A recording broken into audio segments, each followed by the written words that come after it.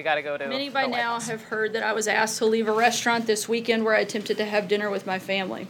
My husband and I politely left and went home. I was asked to leave because I work for President Trump. We are allowed to disagree, but we should be able to do so freely and without fear of harm. And this goes for all people regardless of politics. Some have chosen to push hate and vandalism against the restaurant that I was asked to leave from. A Hollywood actor publicly encouraged people to kidnap my children. And this weekend, a member of Congress called for people to push back and make clear to those serving their country in this administration that they are not welcome anywhere, anytime, for anything. Healthy debate on ideas and political philosophy is important. But the calls for harassment and push for any Trump supporter to avoid the public is unacceptable. America is a great country, and our ability to find solutions despite those disagreements is what makes us unique. That is exactly what President Trump has done for all Americans by building a booming economy with record low unemployment for African Americans and Hispanics, the defeat of ISIS, and the ongoing work to achieve peace on the Korean Peninsula. Earlier today, the president spoke with the new president of Colombia and congratulated him on his recent electoral victory. President Trump noted the strong partnership between our two countries and discussed the security challenges the new Colombian government will face as he enters office. We are also working to set up a call between the president and the president of Turkey to reaffirm our strong bond.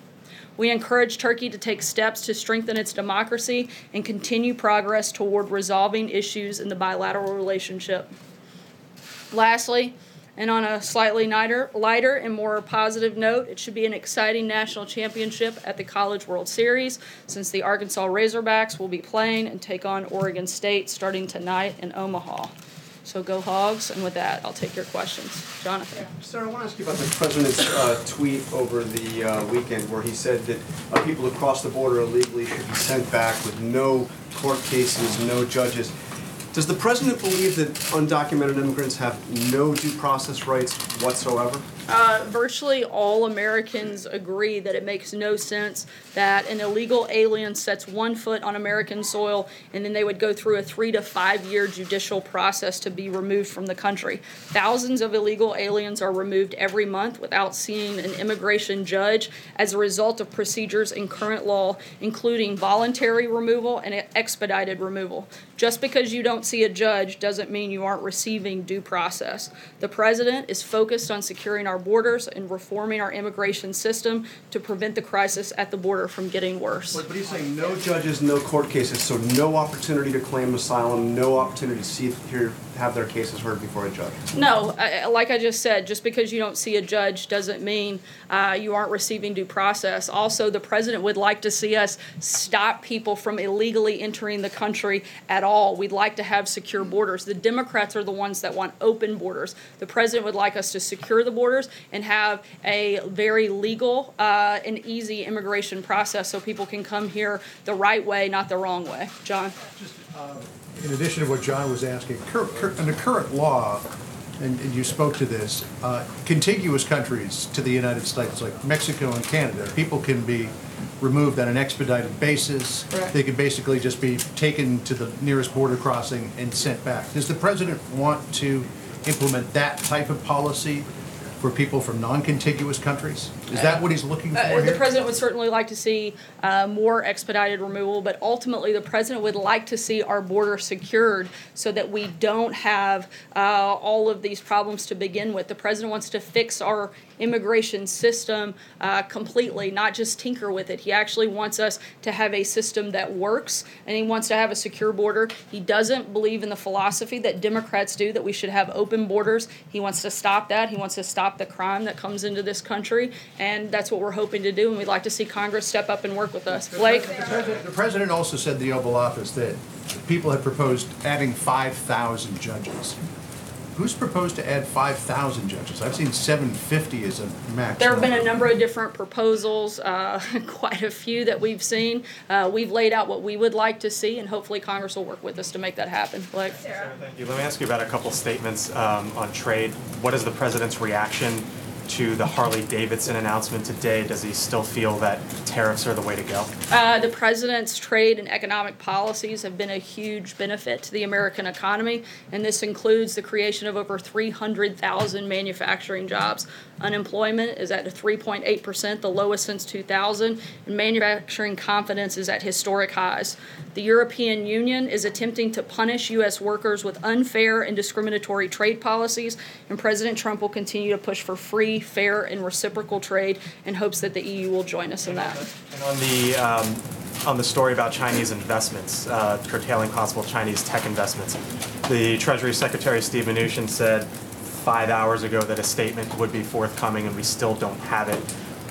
When might that be coming, or what exactly is the administration's stance on this? Again, as the Secretary said, a statement would go out that targets all countries that are trying to steal our technology, and we expect that to be out soon. We'll keep you posted. John? Thanks a lot, Sarah. Back on immigration, in terms of what the president envisions for the immigration policy that he'd like to see put in place, should asylum seekers be able to get their case heard before an immigration judge? Certainly, there is a process in order to go through. There are points of entry that asylum seekers should go to, and we encourage them to work through the system and not come across the border illegally. In fact, anyone that goes to a port of entry seeking asylum will not be prosecuted, and we would encourage people to use the correct system and not try to break the law. Steve? One more on trade, and following up on what Blake asked about Harley-Davidson. They announced in an SEC filing they're moving a significant amount of their operations to Europe because of the EU tariffs that were placed on Harley-Davidson motorcycles. Is this what the president envisioned for what the impact would be by placing tariffs on EU and the retaliation that the EU has put on the U.S.? Again, the European Union is trying to punish U.S. workers because they have engaged repeatedly in unfair trade practices, and the president is saying enough is enough. We'd like to work with the EU to work on a level playing field. Sorry, Steve, I did come to you. Yes. The president today in the Oval Office, sitting next to the King of Jordan, mentioned some progress in the Middle East peace process, but he didn't give us any specifics. There's been quite a bit of shuttle diplomacy going on the last few days in the Middle East with Jared Kushner and Jason Greenblatt. Do you have anything concrete to tell us about any sort of positive movement whatsoever from all of this? Again, we think that the meetings that took place over the last week with Senior Advisor Jared Kushner and Special Representative Jason Greenblatt, they met with a number of officials and principals in Saudi Arabia, Jordan, Egypt, Israel, and Qatar last week. They discussed the situation in Gaza as well as the next stages of the peace effort. We're going to continue those conversations, and we're committed to the peace effort, and we're going to keep working forward, but those conversations were productive. Julie? Sarah, the Commissioner of Customs and Border Protection said today that they're no longer going to be referring people who cross the border without authorization for criminal charges if they're traveling with children, which is essentially returned to the Obama administration practice and administrations before that. Does the president support that approach, and if so, does he regret trying to push forward on a zero-tolerance approach in the first place? No, the president certainly supports keeping families together, which he has outlined several times over the last week, but he's also called on Congress to actually fix the system. They're the only ones that ultimately have the ability to change the law. The president's executive order has given a temporary solution to the problem, but it's not permanent, and we need Congress to step up. We need Democrats to stop playing political games, do their jobs, work with this president, and let's fix the problem at the border. Jeff? Can you talk about why you tweeted from your official account about the episode that you had at the restaurant on Friday night? Sure, I was responding to a number of news stories. I'd been reached out to by over a dozen reporters, and there were multiple news stories that had already been issued. It was considered news of the day, so I responded in the way I would to any other news of the day story. Jeff? Yeah. Sir, you said just because you don't see a judge doesn't mean you don't get due process. Can you explain what you mean by that specifically, and how the president envisions that this would work while still maintaining what the Constitution upholds and having a swift immigration system? Again, there are other ways for removal. There are thousands of illegal aliens that are removed every month that don't see judges. Sometimes that's through voluntary removal, and sometimes that's through expedited removal. Again, the president's ultimate goal would be that we have actually a secure border and people aren't coming into the country illegally, but that we have a system that works and the people that come into the country come in through a legal system. What is the president doing Jill? specifically this week to ensure that Congress passes a bill? He spent all week in Nevada talking about, or all weekend, excuse me, on Saturday talking about how Democrats want open borders and crime. But specifically, has he made phone calls to Republican members in the House where the bill is pending? Has he tried to bring Democrats together? What is he doing specifically to try and get a new law passed, specifically other than just railing against the current law? The president met with a number of lawmakers last week, talked with several over the weekend, some that he was with while he was traveling. Last week he made an open invitation to Democrat lawmakers that they were welcome to come to the White House to discuss what they'd like to see because the president wants solutions. We've yet to have any of them show up actually willing to have those conversations, actually willing to fix the problem. Instead, they'd rather rant and rave about not allowing members of the Trump administration to step foot in public. The president wants to see solutions. That's what we're focused on. It's Congress's job to do that, and we've laid out very clearly that we want to be part of that and what we'd like to see in that package. Jill? Doing its job on this? Clearly they aren't. If they haven't passed a law to fix the system, then they haven't. Republicans have laid out a number of proposals that they support. The president's voiced his support for those. That's because no Democrat will get on board and actually support a solution. This is a Republican issue. Republicans cannot pass these Republican bills. What is the president doing as the leader of the party? Jeff, trying these to get aren't Republican bills. These are bills that fix a broken system. They may have Republican sponsors, but these should be bipartisan. This shouldn't be complicated. Look, the House has already passed over 500 pieces of legislation, but they can't get through the Senate because Democrats refuse to actually find solutions. We have 50 bills that passed just last week to address the opioid crisis that passed through the House. The Senate still hasn't taken them up. Hopefully they will, and if they do, that'll show that we actually can come up with bipartisan solutions, and that's what we'd like to see them do on immigration as well. Jill? Follow up on Shulei's question about the zero tolerance policy. The president said last week after signing the executive order that he believed that zero tolerance was still important. You guys made a point of the fact that the EO did not actually get rid of the policy. How does that square with the fact that CBP is now saying that they are no longer referring for prosecution any adults who come in with children? Again, this is a temporary solution. This isn't going to last. Congress still has to step up. They still have to do their job. This will only last a short amount of time because we're going to run out of space. We're going to run out of resources in order to keep people together, and we're asking Congress to provide those resources and do their job. Annie? Temporary solution, does that mean at some point you're going to change that policy back? We're not changing the policy. We're simply out of resources. And at some point, Congress has to do what they were elected to do, and that is secure our border, that is stop the crime coming into our country. The country has made extremely clear that they don't want open borders, and Democrats need to understand that, and they need to work with Republicans and find some solutions. Annie, sorry, Jill, I'm going to keep going. Annie, go ahead. Sorry, you mentioned the state of resources and running out of them. Can you be specific about what the resources are right now for housing parents and children together? Is there enough housing right now? Is the Pentagon stepping in? Like, what's being done about the resources? Again, we're looking at every option available. We have asked the Pentagon to help with additional space, but a lot of that will depend on our ability to stop people coming into the country illegally. And we, again, encourage people to go through ports of entry instead of crossing the border illegally. We've requested through legislation, we're working with Congress, hopefully, to provide more resources and the ability to actually enforce the law. Aisha? I just want to see if you can kind of narrow down exactly what the president actually intends to do when it comes to this idea of not having judges.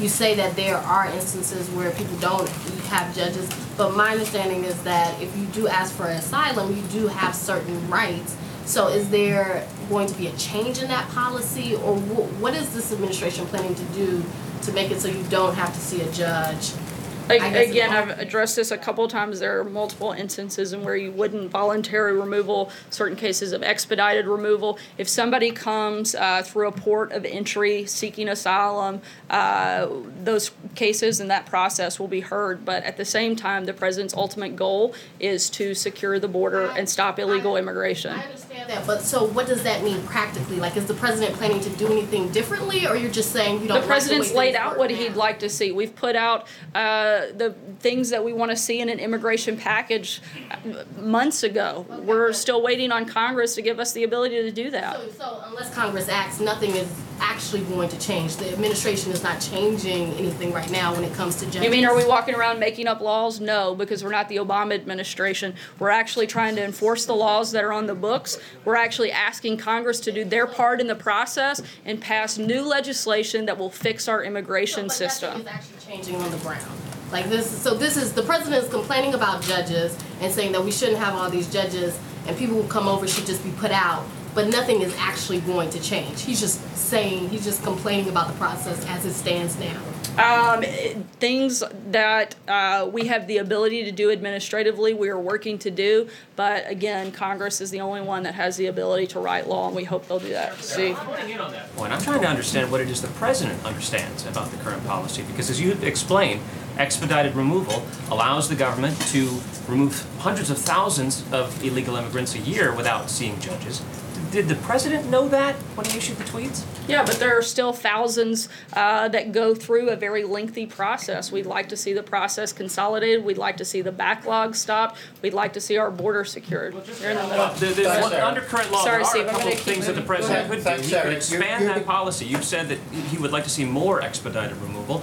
Does the president intend to expand it to the full 2-year limit under the current statute?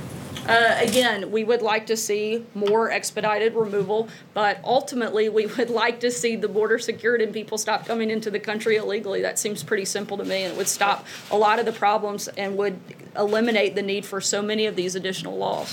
Thanks, Sarah. You began the briefing talking about the importance of civility. Do you consider it a civil policy to separate more than 2,000 children from their parents? We consider enforcing the law the role that the administration has to play.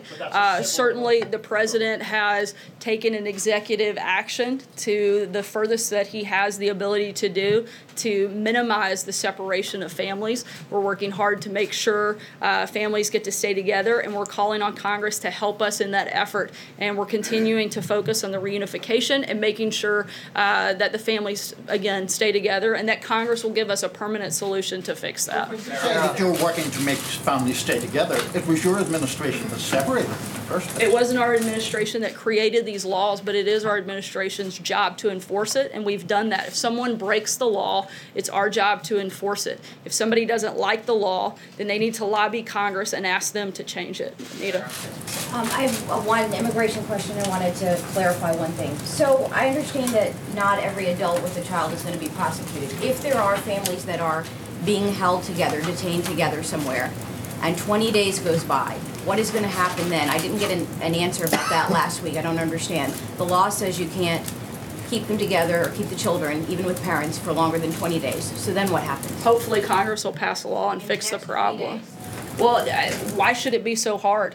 They all say that they don't want to separate families. Seems like it should be pretty simple to me. John? I said I had a clarification. Go ahead. So Jeff asked you a question about Congress and the bill. Were you, in your response, referring to just a standalone bill that deals with family separation, or were you referring to the bigger immigration bill that the House hopes to take up this week? Our preference would be a bill that addresses all of the pillars that we've laid out that we'd like to see addressed in an immigration package. And that's what our focus is right now, is there's a bill that does that on the table. If that doesn't happen, then we'll talk about other pieces of legislation at that point.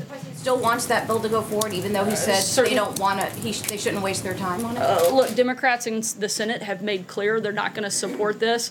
And because we need at least some Democrats Democrats to get on board. They've made it very clear that they don't want to work with the president, that they don't want to fix our immigration system, that they'd rather have open borders and rampant crime than work with the president to create solutions. Until they change their mind, we're going to continue looking at the best ways that we can fix these problems, but we need Congress to help us. John?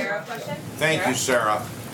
This president is the first in the television age who has yet to address the American public on nationwide television from the Oval Office. Many Republican consultants have said he might have a stronger hand in influencing Congress if he made a nationally televised address on immigration and what changes he'd like to see to explain it. Is that something that's on the table within the administration? I certainly don't want to take anything off the table or any tool away from the president. He does address the American people in a number of different venues and formats, and I'll certainly pass along that suggestion to him. Nadia. Just to follow up on the Middle East, in a recent interview, Mr. Kushner said that if President Abbas is not willing to negotiate, he's going to proceed with the deal. Can you explain how the White House is hoping to achieve any progress in the Middle East peace talks if the principal party is not taking part in it? We're going to continue meeting with the other partners in the region, and again, we're going to continue pushing forward in the peace process. We had productive meetings over the last week. We're going to continue those conversations.